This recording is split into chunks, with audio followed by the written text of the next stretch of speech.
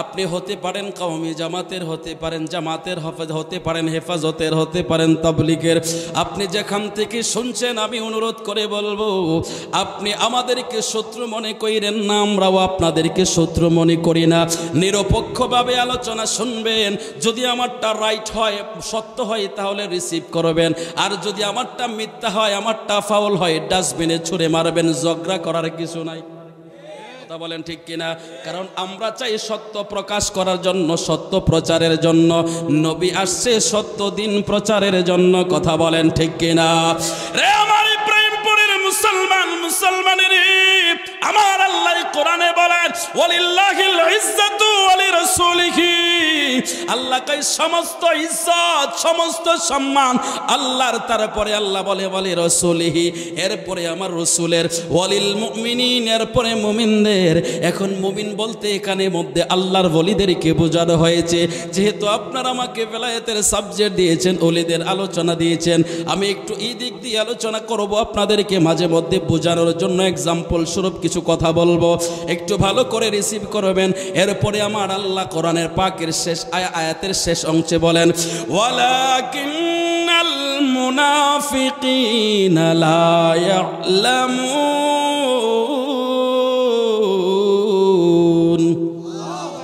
আমার আল্লাহ কই, আমি আল্লাহর ইজ্জত, আমার নবীর ইজ্জত, আমার ওলিদের ইজ্জত একমাত্র যারা বুঝবে না, ওয়ালাকিন্নাল মুনাফিকিনা লা ইয়ালামুন।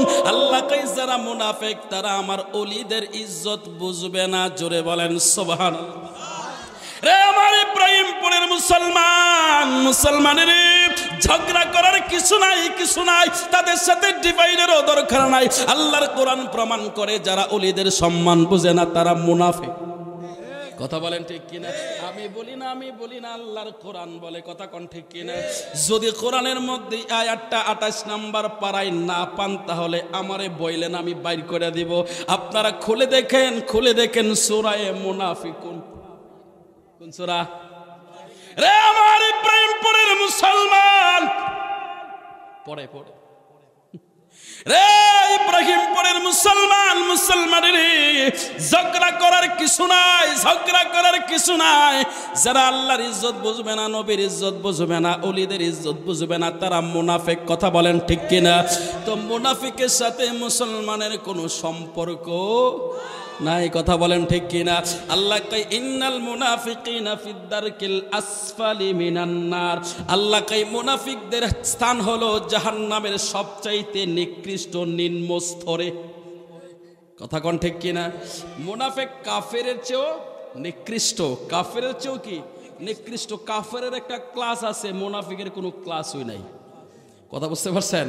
তাহলে মুনাফিক সবচাইতে নিচে থাকবে, নিম্ন স্তরে থাকবে। তাহলে মুনাফিকদের সাথে কোনো মুসলমানদের সম্পর্ক, আরো জোরে বলেন, মুসলমানদের সাথে কোনো সম্পর্ক মুনাফিকের নাই। কথা বলেন ঠিক কিনা? যারা আল্লাহর ইজ্জত বুঝবে না, যারা নবীর ইজ্জত বুঝবে না, আল্লাহর কোরআনে আল্লাহ ফতোয়া দিচ্ছেন, আল্লাহ দলিল দিচ্ছেন, তারা মুনাফিক। কথা বলেন ঠিক কিনা? এই জন্য দেখবেন এক এক সময় এদের মুখ দিয়ে এক এক ধরনের বাক্য বের হয়। বলেন ঠিক কিনা? এই জন্য সতর্ক করে দে। শোনেন, আল্লাহ কোরআনে বলেন, আলা ইন্না আউলিয়া আল্লাহি লা খাউফুন আলাইহিম ওয়ালা হুম ইয়াহজানুন। একটু আওয়াজ করে বলেন আল্লাহু আকবার। রে আমার ইব্রাহিমপুরের মুসলমান, মুসলমানের আমার আল্লাহ কোরআনে বলেন, আলা সাবধান, ইন্না নিশ্চয় আউলিয়া, আউলিয়া হচ্ছে ওলির বহুবচন। আল্লাহ কয় আমার বন্ধু যারা, লা খাউফুন তাদের কোনো ভয় নাই, ওয়ালা হুম ইয়াহজানুন তারা কোনো চিন্তিত হবে না। আল্লাহ কোরআনের অপর জায়গায় বলেন, ইন্নাল্লাযীনা ক্বালু রাব্বুনাল্লাহু সুম্মা ইসতাকামু তাতানাজ্জালু আলাইহিমুল মালাইকাতু আল্লা তাখাফু ওয়া লা তাহজানু ওয়া আবশিরু বিল জান্নাতিল্লাতী কুনতুম তুআদুন। একটু আওয়াজ করে বলবেন আল্লাহু আকবার। আমার আল্লাহ কোরআনের উপর জায়গায় বলেন, বলেন ইন্নাল্লাযীনা ক্বালু, নিশ্চয়ই যারা বলে ক্বালু রব্বুনাল্লাহ, আমাদের প্রতিপালক আল্লাহ, আল্লাহকে যারা আমাকে মেনে নিয়েছে, অর্থাৎ আল্লাহকে মানার মতো মানছে একমাত্র আল্লাহর ওয়ালিগণ। কথা বলেন ঠিক কিনা? আল্লাহকে যারা মেনে নিয়েছে, আল্লাহকে তাতানাজ্জালু আলাইহিমুল মালাইকা, আমি তাদের কাছে ফেরেশতা নাজিল করব। জোরে বলেন সুবহানাল্লাহ। কোন সময় নাজিল করবে? কোন সময় নাজিল করবে? আমার নবী কয় উম্মতের উম্মত, যখন মৃত্যু ঘনিয়ে আসবে, মৃত্যু সবার কাছে আসবে, এটা অনিবার্য। সকলের কাছে যখন মৃত্যুর ফেরেশতা আসবে, আজরাইল আসার সাথে সাথে আজরাইলকে দেখা মাত্র মানুষের ছাতি ফেটে যাবে, কলিজা শুকায়া যাবে। রে আমার ইব্রাহিমপুরের মুসলমান রে, ওই সময় শয়তানও আসবে ধোঁকা দেওয়ার জন্য, শয়তানও তাকে ধোঁকা দিতে আসবে। আল্লাহকে যারা আমার বন্ধু, যারা আমার ওলি, আল্লাহকে তাতানাজ্জালু আলাইহিমুল মালাইকা, আমি একদল ফেরেশতা তাদের কাছে পাঠায়া দেব, নাজিল করে দেব। আল্লাহ তাখাফু ওয়ালা তাহজানু, তারা এসে বলবে আপনারা কোনো ভয় পায়েন না, আপনার কোনো চিন্তা নাই। ও আবশিরু, আপনার জন্য সুসংবাদ জান্নাতের। জোরে আওয়াজ করে বলেন আল্লাহু আকবার। ইব্রাহিমপুরের মুসলমানের আল্লাহ কোরআনে বলেন যারা আল্লাহর ওলি তাদের কোনো ভয় নাই, চিন্তা নাই। মরণের চিন্তাটা হলো সবচাইতে বড় চিন্তা। কথা বলেন ঠিক কিনা? মরণের যন্ত্রণা বড় বড় যন্ত্রণা রে মুসলমান। মরণ যেদিন আসবে সেদিন বুঝবা আজরাইলের সুরতটা যে কত ভয়ঙ্কর। আজরাইলের সুরত দেখলে বুঝবা কতটা ভয়ঙ্কর। আজরাইলকে দেখা মাত্র কলিজা ফেটে যায়। 32টা কৌটার ভিতরে আত্মাটা দৌড়াইতে থাকে। কেন কেন কেন? আজরাইলের সুরত দেখলে সহ্য করার মতো কারণ নাই। আজরাইল যে কোনো মুহূর্তে এসে থাবা মারতে পারে। কথা বলেন ঠিক কিনা? মনরে হঠাৎ আজরাইল এসে ফাঁসি দিবে তোমার গলে, শেষ করিবে অসাদের জীবন, কইরে বলামন। ওরে দম তাকিতে আল্লাহ নবীর নাম কর স্মরণ, কইরে বলামন। একদিন ভাবলে না তোর হইব রে মরণ। কথা বলেন ঠিক কিনা? রে আমার ইব্রাহিমপুরের মুসলমান রে, সেই মরণ, সেই আজরাইল সবার সামনে আসবে, সকলের সামনে আসবে। আল্লাহ কই যাদের সামনে আসবে আমি আল্লাহ এমন কিছু মানুষ আছে আমার স্পেশাল বন্ধু ওলি যারা, আমি তাদের সামনে ফেরেশতা নাজিল করে দেব। তারা এসে জান্নাতের সুসংবাদ দিবে। এরাই হলো আমার আল্লাহ, এরাই হলো আমার বন্ধু। আল্লাহ এই কথাই কোরআনে বললেন ওয়ালিল্লাহিল ইজ্জাতু ওয়া লিরাসূলিহি ওয়া লিল মুমিনিন। আল্লাহ কই এরাই হলো মুমিন, এরাই হলো ওলি। ওয়ালাকিন্নাল মুনাফিকিনা লা ইয়ালামুন, কিন্তু মুনাফিকরা সে ওলিদের শান বুঝবে না। কথা বলেন ঠিক কিনা? বুঝে না দেখেই তো উল্টা পাল্টা কয়। কথা কোন ঠিক কিনা? দেখছেন না এক মুফতি সাহেব বলছে, উনি আরে এই বাবা হে বাবার দরবারে দৌড়ো, আর জিন্দা ওলি যদি দেখতে চাও ইশারা দিয়া বুঝাইছে। যাকে বুঝাইছে আপনারা আশা করি বুঝতে পেরেছেন। জিনাকে জিন্দা ওলি বলছেন, ইনি মহিলাদেরকে নিয়ে টক শো করেন। কি করেন? কথা কন না, কি করেন? বেগানার নারীর দিকে তাকানো কি জায়েজ আছে? কথা কয় না? হ্যাঁ, এখন তো আবার ফতোয়া দিয়ে দিছে মুফতি সাহেব, ভালো সুন্দর ফতোয়া দিছে। ইন্ডিয়ার এক নায়িকা আছে, কি নায়িকা, ওনার দিকে নাকি আল্লাহর নাম নিয়ে তাকাইলে সব হইব। আরো জোরে বলেন, আরো জোরে। এই জন্য আমরা এদের কথা বিশ্বাস করি না, কারণ আমরা কোরআন মানি। কথা বলেন ঠিক কিনা? আল্লাহ কোরআনে বলেন قل للمؤمنين يغضوا من أبصارهم ويحفظوا فروجهم ذلك أزكى لهم إن الله خبير بما يصنعون। আমার আল্লাহ কোরআনের মধ্যে বলেন قل للمؤمنين, হ্যাঁ মুমিনেরা ইয়াগুদ্দু মিন আবসারিহিম, তোমাদের চোখকে নিম্নগামী করো, সুবহানাল্লাহ, ওয়া ইয়াহফাজু ফুরুজাহুম, এবং তোমাদের লজ্জাস্থানের হেফাজত করো, যালিকা আযকা লাহুম, এটাই হলো তোমাদের জন্য উত্তম পবিত্রতা। একটু আওয়াজ করে বলবেন আল্লাহু আকবার। আমার আল্লাহ কোরআনে বলেন, রে মুমিনেরা, তোমরা যখন রাস্তাঘাটে চলবা, বেগানা নারী দেখলে চোখ নিচে করবা। এখন মুফতি সাহেব শিখাইতাছে ওই বিশ্ব সুন্দরীর দিকে তাকাইবা, সওয়াব হইব।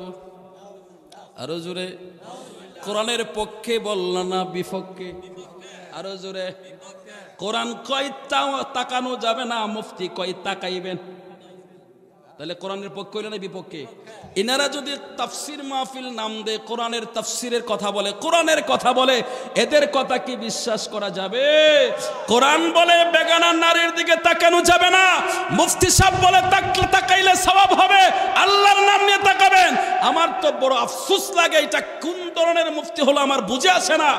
আল্লাহর, আচ্ছা বলেন তো দেখি, কেউ যদি সুদ খায় আর যদি বলে বিসমিল্লাহ, বিসমিল্লাহ বলে সুদ খায়, তাহলে কি গুনাহ কম হইব? কথা কয় না। বিসমিল্লাহ বলে সুদ খাইলে গুনাহ কমে বইব? গোশ যদি বিসমিল্লাহ করে নিয়ে ঢোকা, কথা কয় না, গুনাহ হইব না সব হইব? তাহলে বিসমিল্লাহ বলে সুদ খাওয়া যেমন, বিসমিল্লাহ বলে গোশ খাইলে যেমন গুনাহ, বিসমিল্লাহ বলে হারাম খাইলে যেমন গুনাহ, আল্লাহর নাম নিয়েও যদি কেউ বেগানা নারীর দিকে তাকা, ঠিক তেমন গুনাহ। কথা বলেন ঠিক কিনা? এই ধরনের জিনার কাজ যারা মানুষকে উৎসাহিত করে, আমরা বলবো এরা মুফতি নামের কলঙ্ক। কথা বলেন ঠিক কিনা? এই জন্য আমার যুবকদেরকে বলবো, যুবক বন্ধু, ওই সমস্ত মোটিভেশনাল স্পিকারের কথা শুনে নিজের ঈমান নষ্ট করে দিও না, নিজের চোখের নূর নষ্ট করে দিও না। বেগানা নারীর দিকে যদি তুমি একবার খারাপ দৃষ্টিতে তাকাও, 40 বছরের ইবাদত শেষ। কথা বলেন ঠিক কিনা? তাহলে যারা প্রমোট করতে চায় এই বিষয়গুলো, যারা সমাজের মধ্যে প্রতিষ্ঠা করতে চায়, তারা কখনো মুসলমানদের বন্ধু হতে পারে না। কথা বলেন ঠিক কিনা? তাহলে আল্লাহ বলছে চোখ নিচে রাখো, ওই বাটাকে ইন্ডিয়ান নায়িকা দেখো। নাউজুবিল্লাহ বলেন। আমরা বয়কট করি এই সমস্ত মুফতিদেরকে। কথা বলেন ঠিক কিনা? আসুন আসুন আমার ভাইয়েরা, বাবারা, বন্ধুরা, আমি কারো দুশ্মনী করতেছি না, আমি সত্য কথাটা প্রকাশ করতেছি। মানার চাইলে আপনি মানতে পারেন আল্লাহর কোরআন। আল্লাহর কোরআন কই তাকানো যাবে না, মুফতি কই তাকানো যাবে। এখন আপনি মুফতি মানবেন না আল্লাহর কোরআন মানবেন, সেটা আপনার ব্যক্তিগত বিষয়। আমি আপনার সাথে ঝগড়া করব না, আপনাকে আমি জোর জবরদস্তিও করব না। মানলে মানবেন, না মানলে না মানবেন, সেটা আপনার ইচ্ছা। আমাদের দায়িত্ব সত্য কথা বলে দেওয়া, মানার দায়িত্ব আপনার। কথা বলেন ঠিক কিনা? আসুন আসুন আমার ভাইয়েরা, বাবারা, বন্ধুরা, আমি যদি এভাবে একটা একটা করে কোরআনের আয়াত বলতে থাকি আর তাহকিক করতে থাকি, ব্যাখ্যা করতে থাকি, কিছু শিক্ষিত মানুষ যারা আছে তারা বুঝবে এখানের মধ্যে সবাই কিন্তু শিক্ষিত না। কেউ কৃষক শ্রমিক মানুষ, কেউ ব্যবসায়িক মানুষ। কথা বলেন ঠিক কিনা? সর্বস্তরের জনগণ এখানে আছে, সবাই যেভাবে বুঝে সেভাবে বুঝায়া বলতে হবে। আমি আপনাদের সকলের সহজের জন্য একটা উদাহরণস্বরূপ, আপনাদেরকে একটা এক্সাম্পল স্বরূপ একটা আলোচনা শোনাই। আপনারা একটু মনোযোগ দিয়ে শুনবেন, সহজে বোঝার জন্য, সর্বস্তরের জনগণ বুঝবে। ও মিয়া, পৃথিবীর মধ্যে বিখ্যাত আল্লাহর ওলিদের মধ্যে একজন আল্লাহর ওলি আমির বিন আনাস রহমতুল্লাহ আলাইহি। হয়তো আপনারা কিছু কিছু মানুষের তার নাম শুনছেন, কিছু মানুষে শোনেন নাই। আজকে শোনেন, এখন বলতে পারেন হুজুর আপনাকে কিচ্ছা কাহিনী বলার জন্য আনি নাই। ও মিয়া, এগুলো কিচ্ছা কাহিনী না, এগুলো কিচ্ছা কাহিনী না। যেখানের মধ্যে শিক্ষা রয়েছে, কিচ্ছার মধ্যেও যদি শিক্ষা থাকে, সেই কিচ্ছা শোনা জায়েজ। কথা বলেন ঠিক কিনা? যেটা শুনলে আপনার আত্মার উন্নতি হবে, যেটা শুনলে আপনার ইমানের উন্নতি হবে, যেটা শুনলে আপনার আমলের উন্নতি হবে, সেটা শোনা জায়েজ। কথা বলেন ঠিক কিনা? রে আমার ইব্রাহিমপুরের মুসলমান, মুসলমান রে, ও আমার ইব্রাহিমপুরের যুবক, ও আমার ইব্রাহিমপুরের মা বোনেরা, মা গো মা, একটু হৃদয়ের কানটা লাগায় শুনবেন গো মা। আমি আজকে যে আলোচনাটা শোনাইতে চাচ্ছি, ওই আলোচনাটা শুধু পুরুষদের জন্য না, মহিলাদের জন্য শিক্ষা রয়েছে। এই জন্য আমি একটা বিষয় আপনাদেরকে সামনে টেনে আনলাম, একটু ভালো করে কান খুলে শুনবেন। আমির বিন আনাস রহমতুল্লাহ আলাইহি এমন একজন জবরদস্ত আল্লাহর ওলি ছিলেন। আল্লাহর ওলিরা কেমন হয়? আল্লাহর ওলিরা মেয়েদেরকে নিয়ে টকশো করে না, আমি সেটাই আপনাদেরকে আপনাদেরকে বুঝাইতে চাচ্ছি, একটু ভালো করে শোনেন। আমির বিন আনাস রহমতুল্লাহ আলাইহি কেমন জবরদস্ত আল্লাহর ওলি ছিলেন, যিনি বালেগ হওয়ার পর থেকে কোনোদিন তাহাজ্জুদের নামাজ কাজা হয় নাই। একটু জবান খুলে কি আল্লাহু আকবার বলা যাবে? রে আমার ইব্রাহিমপুরের মুসলমান রে, কেমন আল্লাহর ওলি হলে, কেমন আল্লাহ ভক্ত হলে, কেমন ইমানদার হলে তাহাজ্জুদের নামাজ ছুটে না। আর এখানে যদি আমি আপনাদেরকে বলি কার জীবনের ফজরের নামাজ কাজা নাই, আমার মনে হয় অর্ধেক বাদ যাবে। ওনার জীবনে তাহাজ্জুদের নামাজ কাজা নাই বালেগ হওয়ার পর থেকে। তাহলে ওয়াক্তের নামাজ ছেড়ে দিয়েছে। নামাজ ছাড়া কি ওলি হওয়া যায়? সব বুঝবেন। একটু সামনে আগে বাড়ি, তারপরে আমি আয়াতটা বিস্তারিত ব্যাখ্যা করব আপনাদেরকে সহজে বোঝার জন্য। আমি সরাসরি প্রথমে যদি আপনাদেরকে ব্যাখ্যা বিশ্লেষণ করি তাহলে বুঝবেন না। আসুন একটু আলোচনা করে নেই, সহজ করে নেই। আমির বিন আনাস রাহমাতুল্লাহ আলাইহি একজন জবরদস্ত আল্লাহর ওলি, যিনার জীবনে কোনোদিন তাহাজ্জুদের নামাজ কাজা নাই। আমির বিন আনাস রাহমাতুল্লাহ আলাইহি আল্লাহর ওলি, তিনি যখন ইবাদতে মশগুল ছিলেন, হঠাৎ করে নবীর হাদিস পড়তে একটা হাদিস পড়লেন। আমার নবীর একটা হাদিস পড়তে যখন তিনার চোখে একটা হাদিস পড়লো, হাদিসটা হলো আমার নবীর একটা সুন্নত হলো বিবাহ করা। কি করা? বিবাহ করা। কার সুন্নত? জোরে বলেন না, কার সুন্নত? নবীজির সুন্নত হচ্ছে বিবাহ করা। আমির বিন আনাস রাহমাতুল্লাহ আলাইহি যখন দেখলেন নবীর একটা সুন্নত ছুটে যাচ্ছে, আমির বিন আনাস রাহমাতুল্লাহ আলাইহি তিনার মনের মধ্যে একটা দাগ কেটে গেল। আমি যদি আল্লাহর হুকুম সবগুলো মানি, আমি যদি আল্লাহকে মানার মতো মানতে চাই, তাহলে আগে নবীকে মানতে হবে, নবীকে ফলো করতে হবে। কারণ আল্লাহ কোরআনে বলেছেন, মাইয়ুতির রাসূল ফাকাদ আতা আল্লাহ। একটু আওয়াজ করে বলেন আল্লাহু আকবার। আমির বিন আনাস রাহমাতুল্লাহ আলাইহি তিনি চিন্তা করলেন, যদি নবীকে ফলো না করি তাহলে তো আল্লাহকে মানা হবে না, আল্লাহকে মানার মতো মানা হবে না। এখন নবীকে ফলো করতে গেলে, নবী বিবাহ করেছে, এটা নবীর সুন্নত, এখন আমি সুন্নতটা ছেড়ে দিলে হবে কি করে? আমির বিন আনাস রাহমাতুল্লাহ আলাইহি এবার চিন্তা করলেন, আমার একটা বিবাহের দরকার। ইনি খোঁজ করতে লাগলেন কোথায় নেককার মহিলা আছে। অমিয়া দন্দৌলতের দিকে তাকাইবেন না। যারা বিবাহ করেন নাই, যারা বিবাহ করেছেন, আমি আপনাদের দুজনদের কি বললাম, যারা বিবাহ করছেন, যার ঘরের বউটা ভালো তার ঘরটা জান্নাত। কথা কোন ঠিক কিনা? আর যার ঘরের বউটা ভালো না, হে বেড়া বুঝতেছে এটা কি ঘর। কথা কোন ঠিক কিনা? কত পুরুষ আছে ঘরে যাওয়ার আগে ভয় পা। কথা কোন না? আপনাদের এখানে মনে নাই? প্রায় জায়গায় আছে, ঘরে যাইতে গেলে ভয় পা। কারণ ঘরের ভিতরে বউয়ের সাথে প্রশ্নের জবাব দিতে বেড়ার মাথা শেষ। কথা কোন ঠিক কিনা? কত বেড়াইতেছে বাহিরে থাকতে মন চায় না, কারণ ঘরের বউটা এত বেশি পরিমাণে ভালোবাসা দেয়, তার বাহিরে মন বসে না, ঘরে ধরে যায়। কথা কোন ঠিক কিনা? রে যুবক রে, সম্পদওয়ালা দেখবা না, বিশ্ব সুন্দরী দেখবা না, দেখতে হবে মেয়েটা আমলওয়ালা কিনা, মেয়েটা দিনদার কিনা। যদি একটা দিনদার মেয়েকে গড়ে তুলতে পারো, যদিও গরিবের মেয়ে, কিন্তু তোমার ঘরটা হয়ে যাবে বেহেশত। কথা বলেন ঠিক কিনা? আমির বিন আনাস রাহমাতুল্লাহ আলাইহি খোঁজ করতে লাগলেন কোথায় পাওয়া যায় এমন একটা নেককার মেয়ে। খোঁজ করতে একদিন, 2 দিন, 3 দিন করতে 3 বছর খুঁজলেন। সুবহানাল্লাহ। কয় বছর? 3 বছর খোঁজ করলেন। 3 বছরের ভিতরে মিলাইতে পারলো না। হঠাৎ করে তিনি একদিন মসজিদ থেকে বের হলে রাস্তা একজন আলেম বন্ধুর সাথে দেখা হয়ে গেল। আলেম বন্ধু ডাক দিয়া কই, বন্ধু কি ব্যাপার, মন মরা হয়ে তুমি হাঁটতেছো, ব্যাপার কি? বন্ধু ডাক দিয়া কয়, রে আমির বিন আনাস, তোমার মনটা কেন বেজার? আমির বিন আনাস রাহমাতুল্লাহ আলাইহি বলেন, বন্ধু আমি একটা ভালো মেয়ে খুঁজতেছি, বিবাহ করার জন্য খুঁজে পাচ্ছি না। ওই বন্ধু ডাক দিয়া কয়, আমার খুঁজে একজন মেয়ে আছে, যদি তুমি চাও আমি প্রস্তাব দিতে পারি। এবার আমির বিন আনাস রাহমাতুল্লাহ আলাইহি বলে, মেয়ের কোয়ালিটি কি? সুবহানাল্লাহ, কোয়ালিটি কি? এবার আলেম বন্ধু ডাক দিয়ে কয়, আমের ওই মেয়ের কোয়ালিটি, প্রথম কোয়ালিটি হলো মেয়েটা হলো কোরআনের হাফেজা। আরো জোরে বলেন, একজন দিনদার নামাজি ফরহেজগার।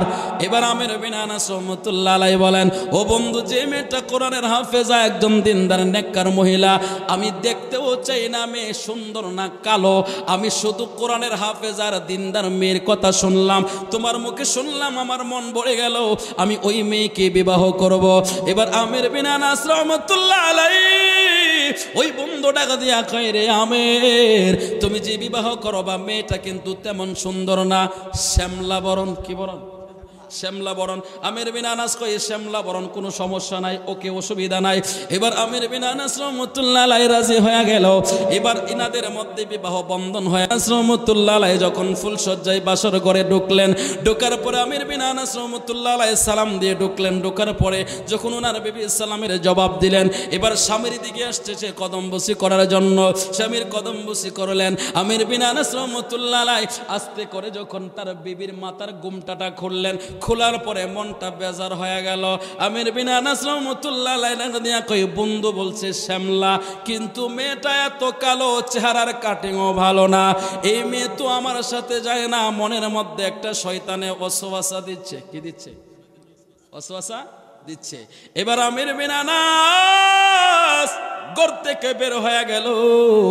ঘর থেকে বের হয়ে যাওয়ার পরে মেয়েটা তো দিনদার পরহেজগার মানুষ, মেয়েটা ডাক দিয়া কই, স্বামী, স্বামী রে, আজকে আপনার সাথে আমার বিবাহ হয়েছে, আপনি আজকে বাসর ঘর থেকে বের হয়ে গেলেন, যদিও আপনি আমাকে পছন্দ করেন নাই, পছন্দ হয় নাই, এরপরেও কিন্তু আমি আপনার বিবাহ করা স্ত্রী, আপনার সাথে আমার বিবাহ হয়েছে, আপনার হালাল স্ত্রী। আপনি যদি আমার হক আদায় না করেন, আল্লাহর কাঠগড়ায় আপনি আসামি হয়ে যাবেন। যে মাত্র আল্লাহর কথা বললেন, আমির বিন আনাস আর স্থির থাকতে পারলেন না, সরাসরি ঘরে ঢুকলেন। কারণ হচ্ছে আল্লাহর ওলিদের অন্তরে সবচাইতে বেশি আল্লাহর ভয়। কথা বলেন ঠিক কিনা? হাজার দরুদ হাজার সালাম যার খাতিরে দো জাহান, বলেন হাজার দরুদ হাজার সালাম तीरे दो जहान अल्लाह रसूलेर गुणगान गौरे आशिकान अल्लाह रसूलेर गुणगान गुणइब जबान खुले बोलें हजार दुरूद हजार सालाम जार खातिरे दो जहान बोलें हजार दुरूद हजार सालाम जार खातिरे दो जहान अल्लाह रसूलेर गुणगान गौरे आशिकान अल्लाह रसूलेर गुणगान डाइन हाथटा उঁচু করে বলেন না আল্লাহু আকবার। এ আমার ইব্রাহিমপুরের মুসলমান মুসলমানের আমির বিন আনাস রাহমাতুল্লাহ আলাইহি যে মাত্র আল্লাহর নাম শুনলেন বাহিরে থাকতে পারলেন না, ঘরের ভিতরে ঢুকলেন। ঘরের ভিতরে ঢুকে আল্লাহর শুকরিয়া আদায় করলেন, আল্লাহ আপনি আমার কপালে যা রাখছেন তাই হয়েছে। আমির বিন আনাস রাহমাতুল্লাহ আলাইহি ঘরের ভিতরে ঢোকার পর এবার বিবির সাথে আলাপ আলোচনা হলো। এবার বিবির সাথে যখন মেলামেশা হয়ে গেল, তাদের ভালোবাসার আদান প্রদান হয়ে গেল। ফজরের সময় হয়ে গেল, গোসল করে তাহাজ্জুদের নামাজ আর ফজরের নামাজ আদায় করলেন। ফজরের নামাজ আদায় করার পর আমির বিন আনাস রাহমাতুল্লাহ আলাইহি মনের মধ্যে আবার চিন্তা ঢুকে গেল, আমি যে বিবি বিবাহ করলাম, ঘরের ভিতরে গেলে বিবির চেহারা দেখলে আমার মন ঠিক থাকে না। এক পর্যায়ে যদি আমি বিবির সাথে খারাপ আচরণ করি, তাহলে আমি আল্লাহর কাঠগড়ায় আসামি হয়ে যাব। ওই মিয়া আল্লাহর ওলিরা কোনোদিন ঘরের বউয়ের সাথে খারাপ আচরণ করে না। কথা কোন ঠিক কিনা? যারা করেন তাদের কিন্তু বিপদ আছে। কি আছে? বিপদ আছে। আমি একটু গল্প বলে শুনেন, একটু অল্প সময়ের ভিতরে বলি। এক ভদ্রলোক ডাক্তারের কাছে গেছে, ডাক্তার তারে প্রস্রাব পরীক্ষা দিছে। কি দিছে? প্রস্রাব পরীক্ষা দিছে। ওই যে সকালবেলায় তুমি প্রস্রাব করে যে সকালে যে প্রস্রাবটা ওইটা তুমি আমার কাছে নিয়ে আসবা, পরীক্ষা করব আমি। তো সকালবেলা প্রস্রাব করে বেটা খাটের তলায় রেখে গেল। রেখে যাওয়ার পরে বেটা চলে গেল কাজে, হাল চাষ করতে গেছে। কি করতে? হাল চাষ করতে গেছে। হাল চাষ করতে গেছে, চলে গেছে বেটা। সকালবেলা তো গ্রামের মহিলাদের নিয়ম হচ্ছে ঘুম থেকে উঠে ঘর বাড়ি ঝাড়ু দেওয়া। কথা কোন ঠিক কিনা? তো মহিলা ঘুম থেকে উঠছে, ওঠার পরে ঘর ঝাড়ু দিচ্ছে। ঘর ঝাড়ু দিতে গিয়া ঝাড়ুর আগায় লাগে ওই বোতলের পানিটা পড়ে গেছে, মানে প্রস্রাবটা পড়ে গেছে। তো প্রস্রাব যখন পড়ে গেছে, বিডি মনে করছে মনে হয় পানি টানি ছিল। স্বামী যখন কাছ থেকে আসছে, নাস্তা দিয়েছে। নাস্তা দেওয়ার পরে জিজ্ঞাসা করতেছে, কি ব্যাপার, খাটের তলায় কিছু রাখছিলেন? বলে হ্যাঁ রাখছিলাম। তো কি রাখছিলেন? বলে ডাক্তার বলছে প্রস্রাব করে নিয়ে যাইতে, প্রস্রাব পরীক্ষা করবে। মহিলাকে খাইছে রে, আমি তো এটা ফালাই দিছি, এখন যদি কই আমি প্রস্রাব ফালাই দিছি, বাটা আলের ভাজন দিয়ে শুরু করব। এমন স্বামী আছে না নাই? বিডি ধরে ভয়ে বাঁচার জন্য তাড়াতাড়ি করে বাথরুমে ঢুকছে। বেরিয়ে প্রস্রাব করে বোতল ভরে আবার রেখে দিছে। রেখে দেওয়ার পর বেচারা ডাক্তারের কাছে গেছে। ডাক্তার তো পরীক্ষা টরীক্ষা করে খালি বেড়ারে চায়া চায় দেখে, কি লোকের চায়া চায় দেখে। বেটা কই ডাক্তার সাহেব আপনি আবার রিপোর্ট দিবেন না দিয়া খালি আমার দিকে ছায়া দেন। কয় বেটা ছায়া থাকবো না, জীবনে কত ট্রিটমেন্ট করলাম, কত পরীক্ষা করলাম, কত রোগী দেখলাম, তোর মতো রোগী আমি আর জীবনে পাইছি না। বলে ডাক্তার কি হয়েছে? বাড়া কি কইতাম দুঃখের কথা, তোর ফেরে ভেতর 7 মাসের বাচ্চা। কোন কি ডাক্তার? সর্বনাশ। বলে আমি কই না, আমার রিপোর্টে কয়। কি কয়? আমার রিপোর্টে কয়। ডাক্তার এখন কি করা? বলে কিছু করার নাই, তোর অপারেশন করে পেটেতে বাচ্চা বাড়ি করতে হবে, এছাড়া উপায় নাই। আচ্ছা ফ্যাট কেটটা বাচ্চা বাড়ি করবো, এই কথা শুনলে কি বাটার মাথা ঠিক আছে নি? বাড়িতে গেছে, খাওন দাওন ছাইরা দিয়েছে, খালি জুলাই, কামেও যায় না, খাও না। 1-2 দিন হয়ে গেছে, বউ জিগায় কি হয়েছে তোমার, খালি জোলা মেয়েটা থাকো। ঘরে কইস না রে, দুঃখের কথা কারো কাছে বলতেও পারি না, সইতেও পারি না, কইতেও পারি না, সইতেও পারি না। আর কি হয়েছে একটু কও না, দে আমার কাছে কও না। বলে তোর কাছে কেমনে কইতাম, আমার তো বড় শরম লাগে। বলে কি হয়েছে, শরমের কথাটা কও না। ঘরে কি কমো দুঃখের কথা, আমার ফেরে বেঁধে বলে 7 মাসের বাচ্চা। মহিলা ক এর লেগে তুমি খাওয়ান দাওয়ান ছেড়ে দিয়েছ? বলে হ্যাঁ এর লেগে ছেড়ে দিয়েছে। কয় না, তোমার খাওয়ান দাওয়ান ছাড়াও দরকার নাই, তোমার পেটের ভিতরে 7 মাসের বাচ্চা না। গাই তুই কষ্টে ডাক্তার কইছে, রিপোর্ট দেখে বেটা কইছে, ও রিপোর্ট দেখছে ঠিক, ডাক্তারে কইছো ঠিক, কিন্তু রোগীটা তুমি না, রোগীটা আমি। বলে আমার পেটে 7 মাসের বাচ্চা। কত কষ্টি? বলে হ্যাঁ। তোমার ডরে আমি প্রস্রাব কইরা খাটের তলায় রাখছিলাম তোমার ফিরাতে বাঁচবার লেগিয়া। তো এই জন্য যারা বউরে ফিরায় তাদের পেটের ভিতরে বাচ্চা যায়। কথা কোন ঠিক কিনা? বিনা অপারেশনে 3 দিন পর্যন্ত না খায়া থাকা লাগে। কথা কোন ঠিক কিনা? সাবধান, বউর সাথে খারাপ আচরণ করবেন না, কারণ আল্লাহর নবী বলেছেন আমি মেয়েদের বাবা, তোমরা মেয়েদের সাথে খারাপ আচরণ কইরো না। কথা কোন ঠিক কিনা? ইব্রাহিমপুরের বিডিআইতে খুশি হইতেছে যে হাসান বিল্লাহ হুজুর আমরার কথা কইতেছে, থাও কালকে থাকলে 2টা মুরগি ঠ্যাং খাওয়াবো। কথা কোন ঠিক কিনা? না মা, শুধু আপনাদেরকে খুশি করলেই চলবে না, আপনার স্বামী হচ্ছে আপনার জন্য সবচাইতে বড় নিয়ামত। কথা বলেন ঠিক কিনা? আপনার স্বামীর কদমের নিচে আপনার জান্নাত। কথা বলেন ঠিক কিনা? আপনি স্বামীকে সম্মান করবেন, ইজ্জত করবেন, আল্লাহ আপনার ইজ্জতকে বাড়িয়ে দিবে। জোরে বলেন সুবহানাল্লাহ। রে আমার ইব্রাহিমপুরের মুসলমান, ও আমার ইব্রাহিমপুরের যুবক, আমির বিন আনাস রাহমাতুল্লাহ আলাইহি এবার তিনি চিন্তায় পড়ে গেলেন, করে গেলে তো আমার বউয়ের চেহারা দেখলে মন ভরে না, আমার বড় অশান্তি বিরাজ হয়। আমি যদি বউয়ের কাছে থাকি তাহলে আমি তার হক আদায় করতে পারবো না, আমি যদি তার সাথে খারাপ আচরণ করি তাহলে আল্লাহ রাসূল আমার উপরে অসন্তুষ্ট হয়ে যাবে। আমির বিন আনাস রাহমাতুল্লাহ আলাইহি তিনি ঘর ছেড়ে দিয়ে, বাড়ি ছেড়ে দিয়ে চলে গেলেন অন্য একটা দেশে, দূর কোনো জায়গায় চলে গেলেন। চলে যাওয়ার পর এই দিক দিয়ে তার বিবি, ঘরের ভিতরে সকাল হলো, সন্ধ্যা হয়ে গেল, স্বামী ফিরে আসে না, রাত্র হয়ে গেল, স্বামী ফিরে আসে না, পরের দিন সকাল হয়ে গেল, স্বামী ফিরে আসে না, দিন চলে যাচ্ছে, রাত চলে যাচ্ছে, স্বামী ফিরে আসে না। ওই মহিলাও বড় চিন্তায় পড়ে গেল। এবার মহিলা সেজদার মধ্যে পড়ে আল্লাহকে ডাক দিয়া কয়, আল্লাহ গো, ও আল্লাহ, তুমি হইলা সবচেয়ে বড় দয়ালু মেহেরবান। জোরে বলেন সুবহানাল্লাহ। তোমার মতো দয়ার সাগর আর তো কেহ নাই, আল্লাহ তোমার আর তো কেহ নাই, আমি বান্দা দয়ার ভিক্ষা চাই। বলেন আমি,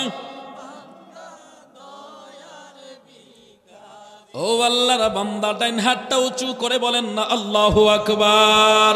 এবার আমির বিন আনাস রাহমাতুল্লাহ আলাইহির বিবি এবার সিজদায় পড়ে যখন কান্না করে, এবার তিনার মনের মধ্যে একটা প্রশ্ন জাগলো। আল্লাহ কোরআনে বলেছেন, নাসরুম মিনাল্লাহি ওয়া ফাতহুম করিব।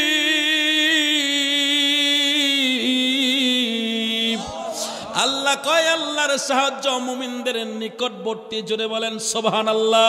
আমির বিন আনাসের বিবি তিনি মনে মনে চিন্তা করলেন, যদি আমি মুমিন হয়ে থাকি আল্লাহর সাহায্য আমার নিকটে থাকবে, স্বামী নাই করে তাতে কিছু আসে যায় না, আল্লাহ আমার সাহায্যকারী আছে। জোরে বলেন সুবহানাল্লাহ। ও আমার ইব্রাহিমপুরের মা, মাগো মা, আলোচনাটা নিলাম উভয়ের জন্য উপকারে আসবে, পুরুষদের জন্য, মহিলাদের জন্য। ও আমার ইব্রাহিমপুরের আম্মা, ও মা, মাগমা হৃদয়ের কানটা লাগায়া শোনো, আমির বিন আনাস রহমতুল্লাহ আলাইহির বিবি তিনি যখন আল্লাহর কাছে সাহায্য চাইলেন, আমার আল্লাহকে তুমি আমার উপরে ভরসা করেছো, আমি আল্লাহ তোমার কুদরতি সাহায্য করব। জোরে আওয়াজ করে বলেন আল্লাহু আকবার। আল্লাহর সাহায্য চলে আসছে ওনার পেটে। যে প্রথম দিন স্বামীর সাথে থেকেছিল, স্বামীর সাথে ভালোবাসার আদান প্রদান হয়েছে, ওই রাত্রে আল্লাহ তাআলা ওনার পেটে একটা নেককার সন্তান দিয়ে দিয়েছে। আরো জোরে বলেন সুবহানাল্লাহ। যে নেককার সন্তানের জন্য আমাদের জাতির পিতা ইব্রাহিম আলাইহিস সালাম আল্লাহর কাছে দরখাস্ত করেছিল, রব্বি হাবিলি মিনাস সালিহিন।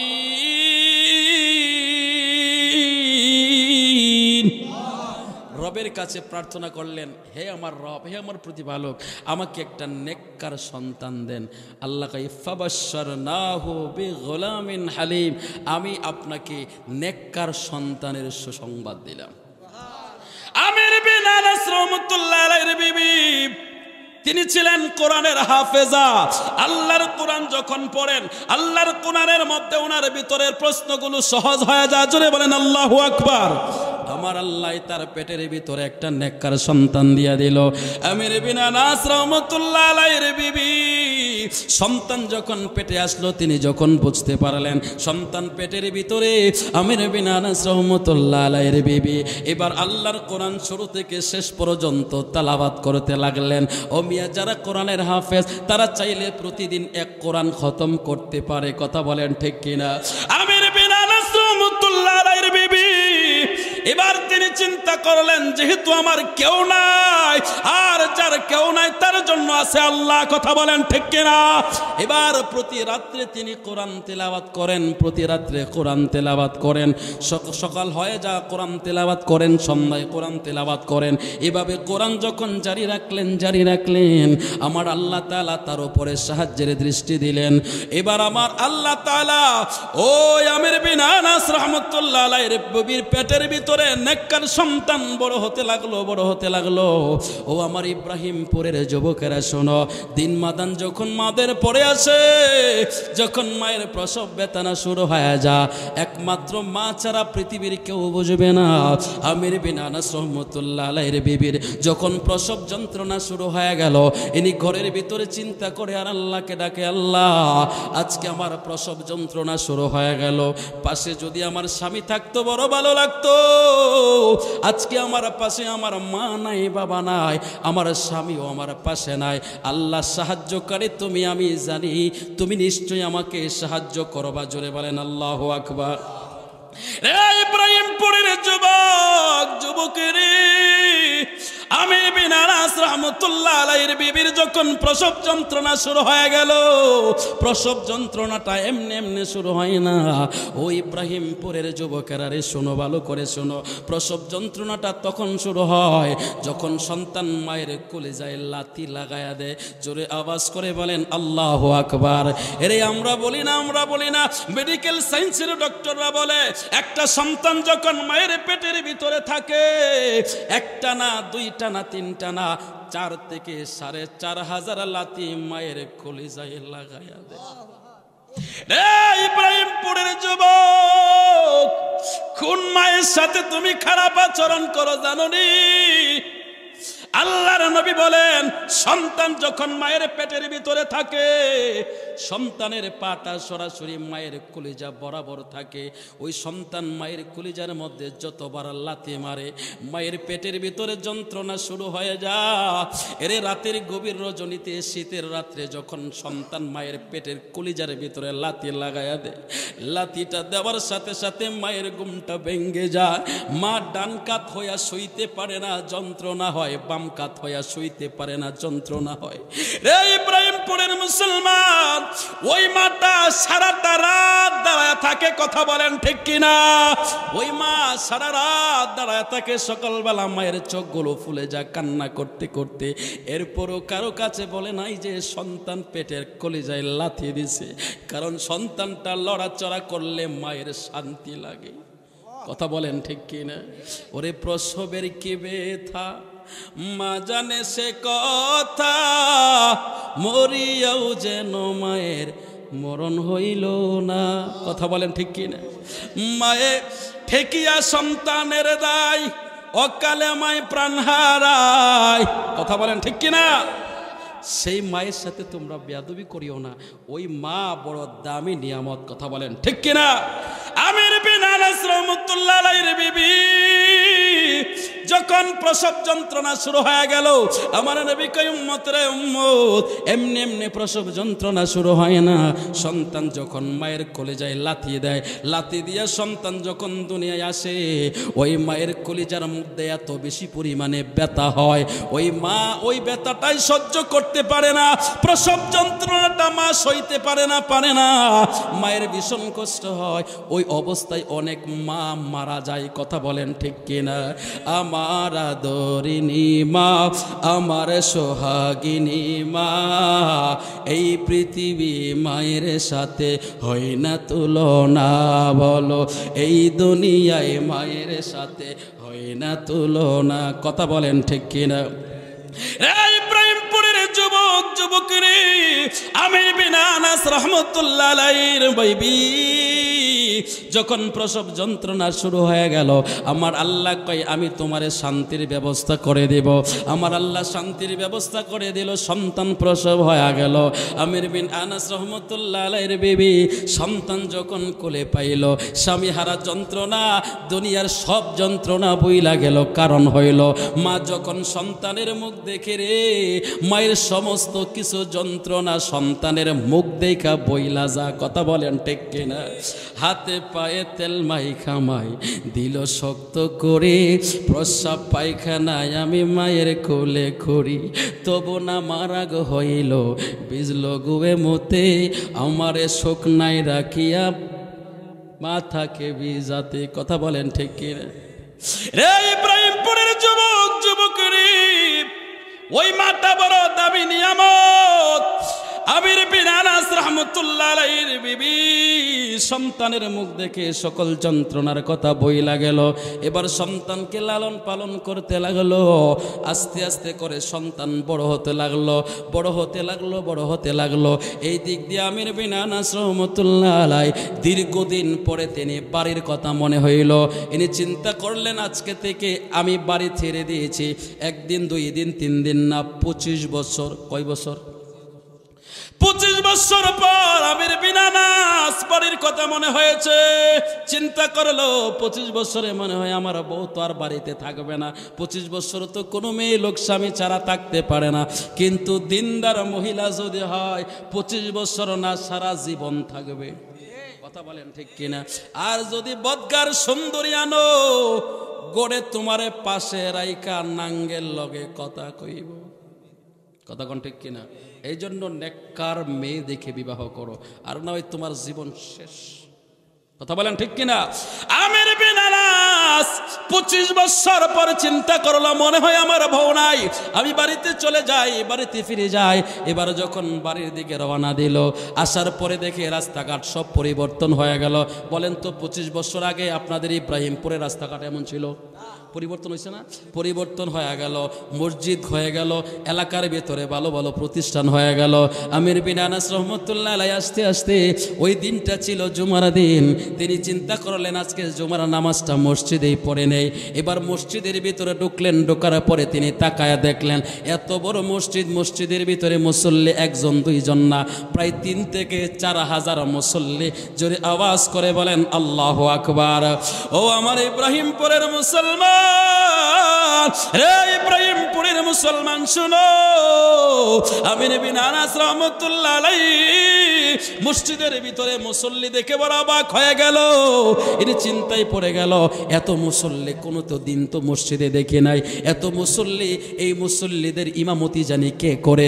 এমন সময় তিনি হঠাৎ করে তাকায়া দেখে একটা ইয়াং যুবক, 25 বছরের একটা টকবগে যুবক মিম্বরের মধ্যে দাঁড়ায়া গেল খুতবা দেওয়ার জন্য। একটু আওয়াজ করে বলা যাবে নি আল্লাহু আকবার? আমির বিন আনাস ওই যুবকের চেহারার দিকে তাকায়া রইল। ওই যুবকের চেহারার দিকে তাকাইতে না তাকাইতে তার ভিতরে একটা জাগনা উঠে গেল। আমি তো 25 বছর আগে বিবাহ করেছি, হাইরে আমি যদি বউটারে ফালায়া না চইলা যাইতাম, আমারও তো 25 বছরের ভিতরে এমন একটা ছেলে থাকতো। সুবহানাল্লাহ। আমির বিন আনাস মন ভরে তিনি খুতবা শুনলেন। খুতবা দেওয়ার পর তিনি নামাজে দাঁড়ায়া গেলেন, নামাজ আদায় করলেন। নামাজ আদায় করার পর তিনি তাকায়া দেখলেন এবার শত শত শত শত হাজার হাজার ছাত্র সকলে কিতাব নিয়ে বসে গেল। ওই ইমাম সাহেব কিতাব পড়ানোর জন্য সামনে চলে আসলো। আমির বিন আনাস রহমতুল্লাহ আলাইহি তিনি ওই ওনাদের সাথে পাশে বসে গেলেন, কিতাবের তালিম নিতে লাগলেন। ইনি যখন কিতাবের তালিম দেওয়া শেষ হয়ে গেল, আমির বিন আনাস রহমতুল্লাহ আলাইহি তিনি তাকায়া দেখলেন ওই যুবকটা এত সুন্দর তালিম দিচ্ছে, ওই যুবকটা এত সুন্দরভাবে হাদিসগুলো পড়াচ্ছে, তার হৃদয়টা ভরে গেল, কলিজাটা বড় ঠান্ডা হয়ে গেল। জোরে বলেন আল্লাহু আকবার। প্রধান অতিথির আগমন, শুভেচ্ছার স্বাগতম। প্রধান অতিথির আগমন, শুভেচ্ছার স্বাগতম। আল মেহেদির আগমন, শুভেচ্ছার স্বাগতম। আল মেহেদির আগমন, শুভেচ্ছার স্বাগতম। বলেন আলহামদুলিল্লাহ। আপনাদের প্রধান অতিথির ভাষায় বোঝা যাচ্ছে উনি অত্যন্ত ভদ্রলোক। মাশাআল্লাহ বলবেন না? এমন প্রধান অতিথি তো থাকার দরকার, কথা বলেন ঠিক কিনা? আল্লাহ আজকের এই প্রধান অতিথির হায়াতের মধ্যে বরকত দিন। জোরে বলেন না? ও আচ্ছা ঠিক আছে।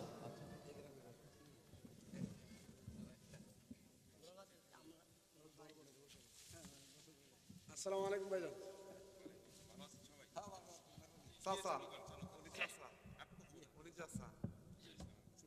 পরে আলোচনা করবেন, উনি আসতে পরে একটা নাড়ায় দেন। এমন নেককার মানুষ আপনাদের আসছে।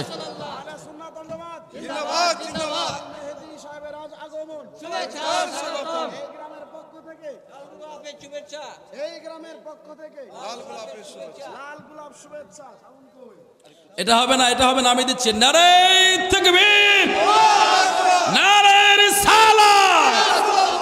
আজকের অনারেবল চিফ গেস্ট অত্যন্ত ভদ্র মানুষ, খুব ভালো মানুষ, আলহামদুলিল্লাহ। আল্লাহ ভাইয়ের ইজ্জত আরো বাড়িয়ে দেন, আমিন বলেন।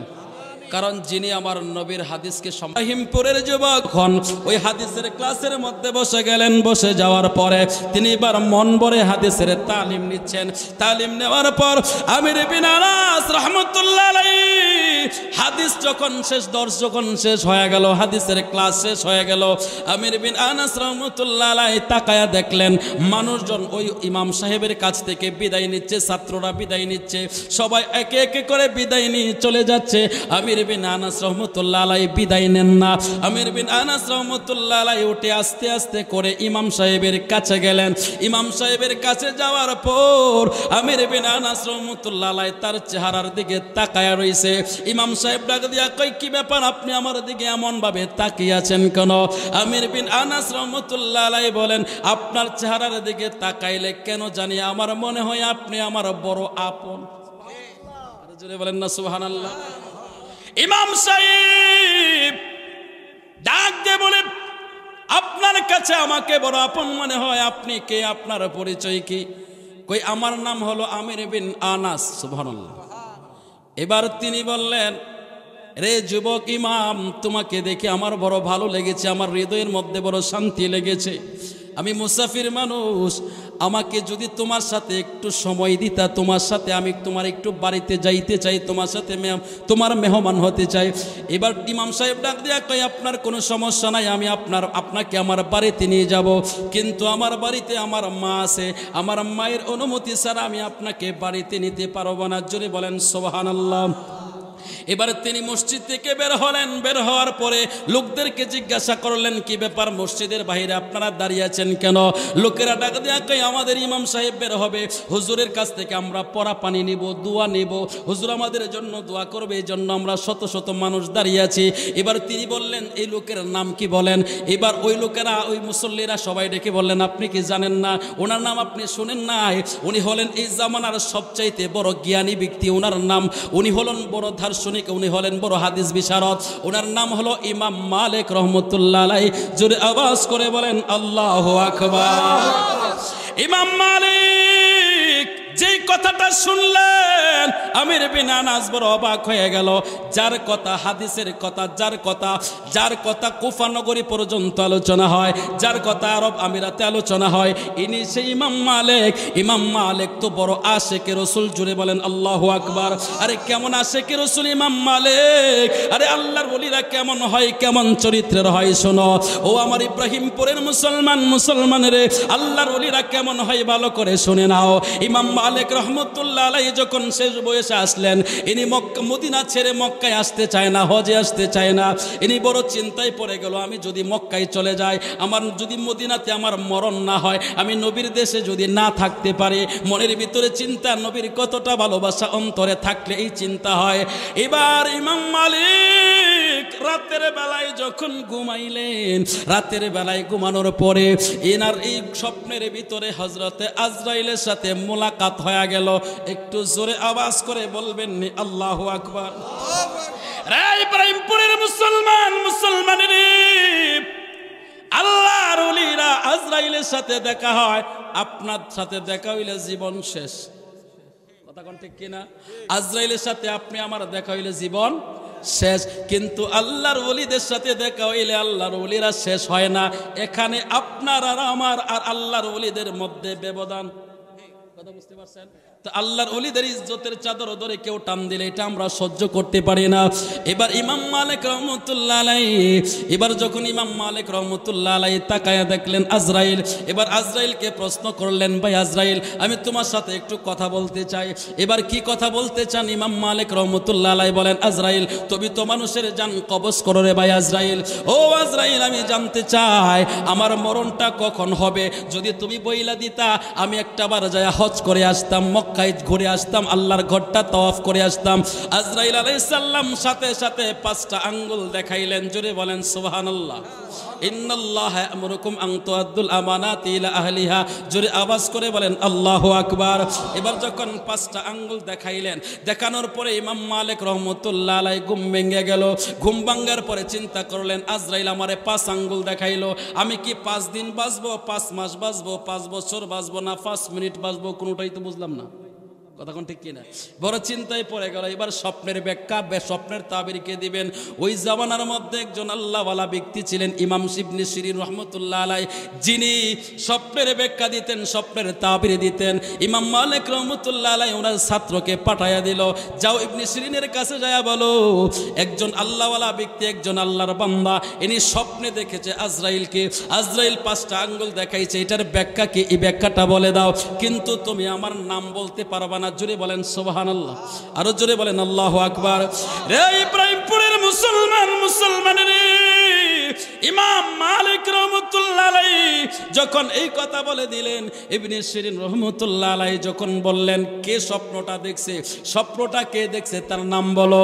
এবার ছাত্র ডেকে বলে, না, তার নাম বলা যাবে না।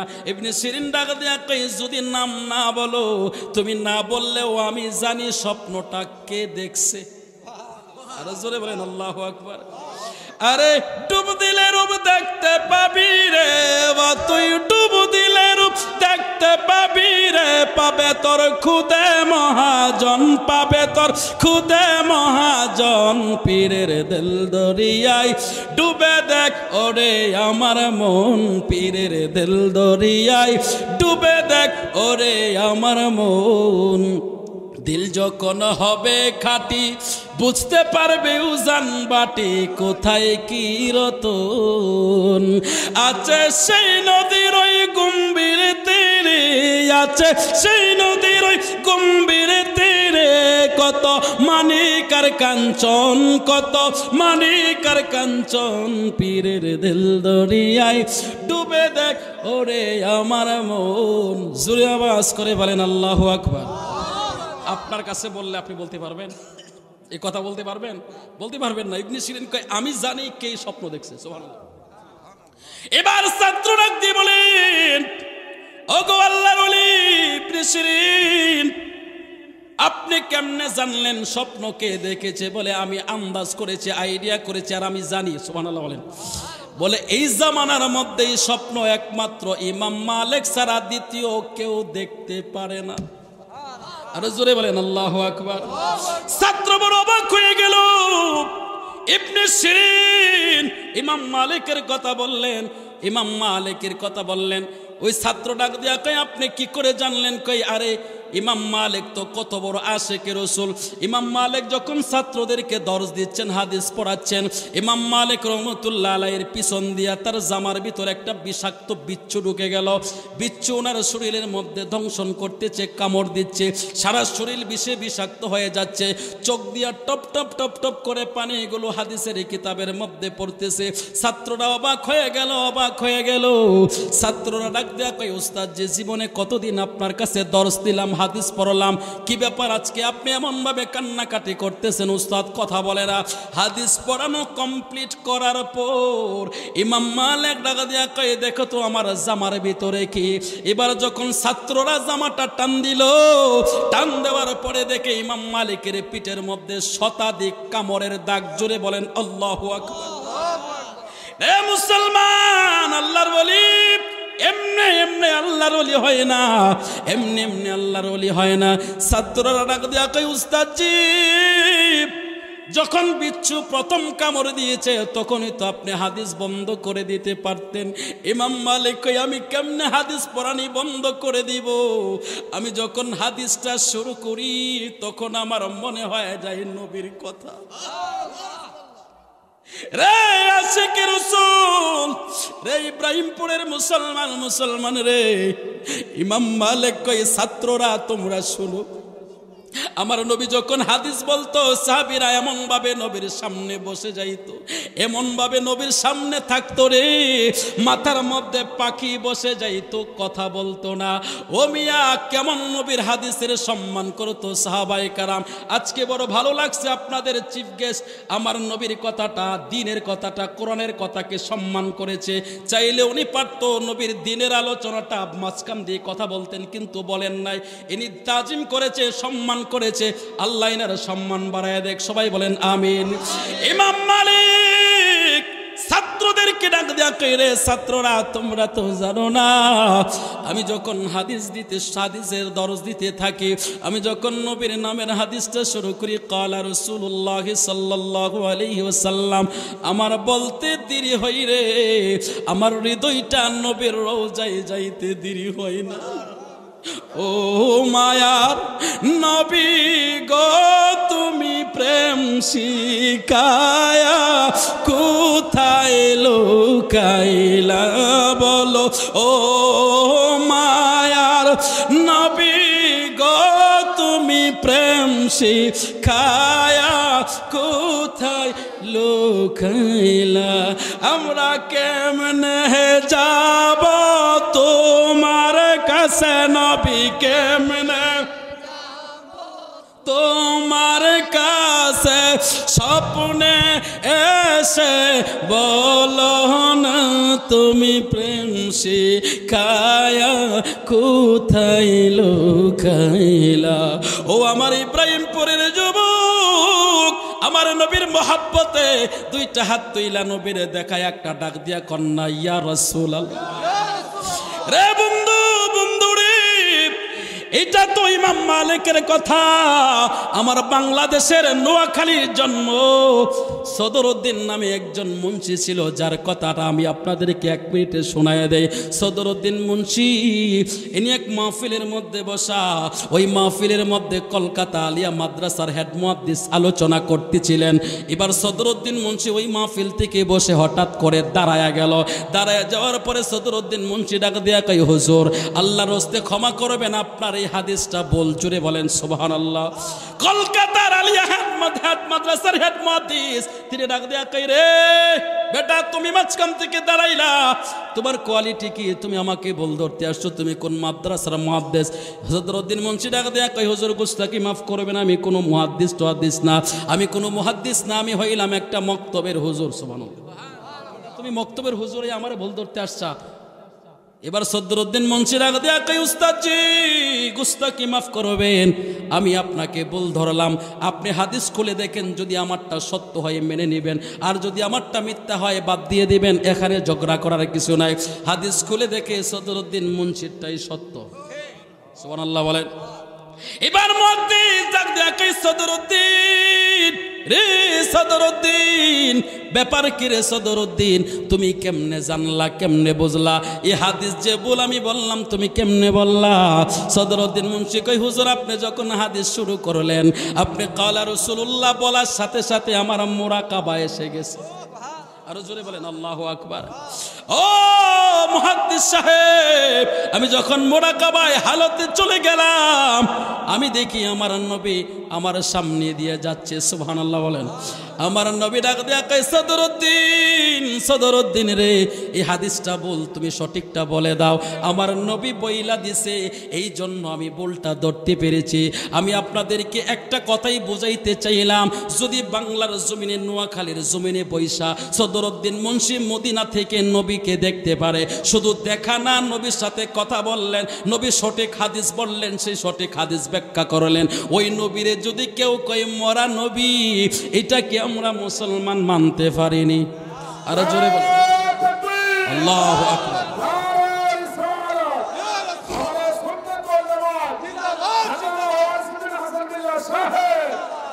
একজন নবী আসিল গো সোনার মদিনায়, একজন নবী আসিল গো সোনার মদিনায়, ওরে যার প্রেমেতে মজনু হলো, যার প্রেমেতে মজনু হলো খুদের বানায়, একজন নবী আসিল গো সোনার মদিনায়, একজন নবী আসিল গো, ওরে যাহারা গমনের তরে, ওরে কাবা ঝুঁকে সিজদা করে, আল্লাহু আকবার, ওরে তিনি আমার নূরের নবী শাহে মদিনা, একজন নবী আসিল গো সোনার মদিনা, একজন নবী আসিল গো সোনার মদিনা। ডান হাতটা উঁচু করে নবীর মোহাব্বতের বলেন না ইয়া রাসূলুল্লাহ। ইমাম মালিক রহমতুল্লাহ আলাইহি ছাত্রদেরকে ডাক দেয়া কয় ছাত্ররা শোনো, আমি যখন আমার নবীর হাদিসটা শুরু করে দেই, আমি আর তোমাদের সামনে থাকি না, আমার হৃদয়টা চলে যায় মদিনায়। আরো জোরে বলেন আল্লাহু আকবার। এরে আল্লাহর ওলিরা এমনই হয়, এমনই হয়। ইমামে আযম আবু হানিফা রাহমাতুল্লাহ আলাইহি একদিন যখন মক্কায় আসলেন, মক্কা থেকে মদিনায় গেলেন, যাওয়ার পরে ইমাম মালিক রহমতুল্লাহ আলাইহি দেখেন হাদিসের দর্শ দিচ্ছেন, হাদিসের দর্শের মধ্যে তিনিও বসে গেলেন। বসে যাওয়ার পর ইমাম মালিক রহমতুল্লাহ আলাইহি একটা প্রশ্ন করলেন, বড় কঠিন প্রশ্ন, এবার কেউ জবাব দিতে পারে না। পাশে বসে আছেন ইমামে আযম আবু হানিফা রহমতুল্লাহ আলাইহি, তিনি একটা ছাত্রকে ডাক দিয়া বললেন, তুমি বলে দাও জবাবটা এই। সুবহানাল্লাহ। ছাত্র দাঁড়ায় কয় উস্তাদজি জবাবটা হলো এই। সাথে সাথে ইমাম মালিক ডাক দিয়া কয় প্রশ্নের জবাব দেওয়ার ক্ষমতা তোমার নাই, এটা আমি জানি, তুমি কেমনে জবাব দিলা? তিনি বলে আমি জবাব দেই নাই, আমারে শিখাইয়া দিছে। বলে কে শিখাইছে? কই মুরব্বী। সুবহানাল্লাহ। ইমাম মালিক সঙ্গে সঙ্গে স্টেজ থেকে নেমে গেলেন। নেমে যাওয়ার পরে জিজ্ঞাসা করলেন, কি ব্যাপার, আপনার নাম কি, আপনার পরিচয় কি? কই আমার নাম হলো নুমান বিন সাবিত। সুবহানাল্লাহ। বলে আপনি কি সে ইমামে আযম? সুবহানাল্লাহ। আপনার নাম কি? আবু হানিফা। বলে হ্যাঁ আমার নাম আবু হানিফা। এবার ইমাম মালিক কই আপনারে বহুদিন পরে পাইছি, শুধু আপনার কথাই শুনে গেলাম, আজকে আপনাকে আমি মেহমানদারি করব, আমার বাড়িতে নিয়ে যাব। ইমামে আযম ডাক দিয়া কই মালিক তোমার বাড়িতে যাওয়ার সময় আমার নাই, যদি সম্ভব হয় তাড়াতাড়ি করে আমার এখানে চা নাস্তা খাওয়ায় বিদায় দাও। ইমাম মালিক কই কেন কেন? ইমামে আযম ডাক দিয়া কই মালিক রে, এই জন্য আমি তাড়াতাড়ি করে আমার দেশে চলে যাইতে হবে, এই জন্য চলে যাব। বলে কিসের জন্য? কই আজকে 3 দিন হলো আমি মক্কা মদিনায় আসলাম, 3 দিনের ভিতরে আমার প্রস্রাব পায়খানা বন্ধ, আমি যতক্ষণ পর্যন্ত বাড়িতে না যাব ততক্ষণ প্রস্রাব পায়খানা হবে না। ইমাম মালিক কই কি ব্যাপার, কেন, কি অসুবিধা, আপনার কি অসুখ? ইমামে আযম ডাক দিয়া কই মালিক রে, মালিক আমার কোনো অসুখ না, এটা আমার ঈমানের কথা। ইমাম মালিক ডাক দেয়া কই কি ব্যাপার, কি কথা শুনাইলেন? ইমামে আযম ডাক দেয়া কই মালিক শুনো, আমি যেই জায়গার মধ্যে প্রস্রাব করতে বসি, আমার তখন মনে হয় রে এই জমিনের মধ্যে আমার নবী হাঁটছে। রে মালিক মালিক রে, আমি যখন ডান দিকে যাই প্রস্রাব করতে বসি, আমার মনে হয় জমিনটা আমার নবী হেঁটেছে, আমার নবীর কদম লেগে জমিনটা এত দামি রে। আমার নবীর কদমের কারণে আমার আল্লাহ গোটা পৃথিবীটারে পবিত্র বানাইয়া দিছে রে মালিক। ও মালিক, মালিক রে, আমি যখন মক্কায় গেলাম, মক্কাতে আমার প্রস্রাব করতে ইচ্ছে হয় না। আমি যেই দিকে তাকাই আমার নবীর স্মৃতি দেখি, আমি যেই দিকে যাই আমার নবীর কদম দেখি। আমার নবী রহমতের নবী বুঝি এই জমিন দিয়ে হেঁটেছে, আমি কি করে ওই জমিনের মধ্যে প্রস্রাব করি আমার ইমানে দেয় না। একটু আওয়াজ করে বলবেন নি আল্লাহু আকবার।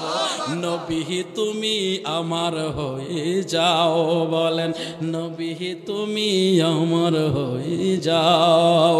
তুমি আমার, আমি তোমার, তুমি আমার, আমি তোমার, একবার কথা দাও নবী তুমি আমার হয়ে যাও। জোরে আওয়াজ করে বলেন না আল্লাহু আকবার। রে ইব্রাহিমপুরের মুসলমান, মুসলমানের পাকিস্তানের কবি ইকবাল ডেকে বলে কি মোহাম্মদ সে ওয়াকিব तूने तू हम तेरे है ए जहाँ चीज है क्या लोह कलम तेरे है। जोरे आवाज करे बोलें अल्लाहु अकबर। আল্লামা ইকবাল বলে ইয়া রাসূলুল্লাহ, আমি আপনার প্রশংসা কি লিখব, আপনার প্রশংসা আমি কি করব। তুনে হাম তু তেরে হে, আপনার প্রশংসা আপনি নিজে। সুবহানাল্লাহ। ইয়া রাসূলুল্লাহ, আসমান আর জমিনের মধ্যে এমন কোন বস্তু নাই যে বস্তু দিয়ে আমি আপনার প্রশংসা করতে পারি, আপনার উপযুক্ত কিছুই দেখি না। ইয়া রাসূলুল্লাহ, আপনার প্রশংসা আপনি নিজে। ও মিয়া ইমামে আজম ডাক দিয়া কই মালিক, মালিক রে, আমার যখন প্রস্রাবের বেগ হয় আমি বসতে যাই, দেখি আমার নবীর পায়ের কদমের ছাপ লেগে আছে মনে হয়। এই জন্য আমি মক্কা থেকে ঘুরলাম, আমি মক্কাতে ঘুরলাম, প্রস্রাব করতে পারলাম না। মদিনায় আইসা তো আমার প্রস্রাব আরো বন্ধ হয়ে গেছে। জোরে বলেন সুবহানাল্লাহ। আমারে তাড়াতাড়ি করে বিদায় দাও, আমি চলে যাব। ইমামে আজম কেমন আশিকে রাসূল ছিলেন, আল্লাহর ওলিরা কেমন হয়, কেমন নবীর পাগল হয় রে, কেমন ইমানদারওয়ালা হয়, কেমন ইমানওয়ালা হইলে আল্লাহর ওলি হয়। ইমামে আজম রহমতুল্লাহ আলাইহির কথা আমি আপনাদেরকে বিস্তারিত বাকি কথাটা শোনাইতে পারলাম না। ইমাম মালিক রহমতুল্লাহ আলাইহি ওই মুরব্বি যে বলছিল তোমার বাড়িতে আমি মুসাফির হব, এই কথাটাই শেষ কথাটা আমি আপনাদেরকে বলে দেই। ইমাম মালিক রহমতুল্লাহ আলাইহি যখন ওই মুরব্বি মুসাফিরকে নিয়ে বাড়ির দিকে রওনা হচ্ছে, এবার ইমাম মালিক রহমতুল্লাহ আলাইহি বারবার করে মুরব্বির চেহারার দিকে তাকায়, মুরব্বির চেহারার দিকে তাকায়, আর কেন জানি মায়া লাগে, কেন জানি মায়া লাগে। মুরব্বি ডাক দিয়া কই কি ব্যাপার যুবক, তুমি বারবার আমার চেহারার দিকে তাকাও। এবার ওই ইমাম মালিক রহমতুল্লাহ আলাইহি বলে আপনার চেহারার দিকে তাকাইলে কেন জানি মনে হয় আমার হজের সওয়াব হবে। আরো জোরে বলেন না সুবহানাল্লাহ। আমার নবী হাদিস শরীফের মধ্যে বলেন মা মিন ওয়ালাদিন বারি ইয়ানজুরু ইলা ওয়ালিদাইহি নাজরা রাহমা। জোরে বলেন আল্লাহু আকবার। আমার নবী কয় কেউ যদি পিতা মাতার দিকে একবার নেক নজরে তাকায়, আমার আল্লাহ তার আমলনামার মধ্যে একটা কবুল হজের সওয়াব দান করে দেয়। জোরে আওয়াজ করে বলেন আল্লাহু আকবার।